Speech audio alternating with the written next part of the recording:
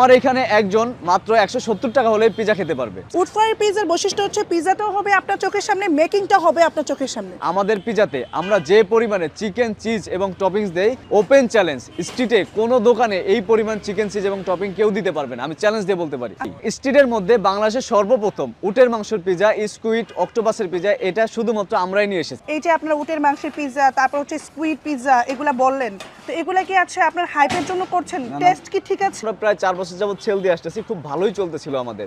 তো চিন্তা করলাম যে গতানুগতিক ধারায় তো অনেক পিজা বিক্রি করলাম, এখন দেখি ব্যতিক্রম কিছু আনা যায় কিনা। সেক্ষেত্রে অনেক খোঁজাখুঁজি করে আমি যেটা পেয়েছি, যেমন উটের পিজাটা কিন্তু বাংলাদেশে এখনো পর্যন্ত কেউ করে নাই, এই কারণে আমি উটের পিজাটা এনেছি। এবং আর যে দুটো পিজা আমরা করেছি স্কুইড, অক্টোপাস, এই টাইপের পিজাও কিন্তু স্ট্রিটে করে না। আপনি কি টেস্টের মাত্রাটা ব্যালেন্স করতে পারছেন? অবশ্যই ব্যালেন্স করতে পারতেছি, কারণ হচ্ছে যে প্রপার টেস্ট যদি আমি আমার গেস্টদেরকে দিতে না পারি, তাহলে তো আমার পিজা শপের দুর্নাম হবে।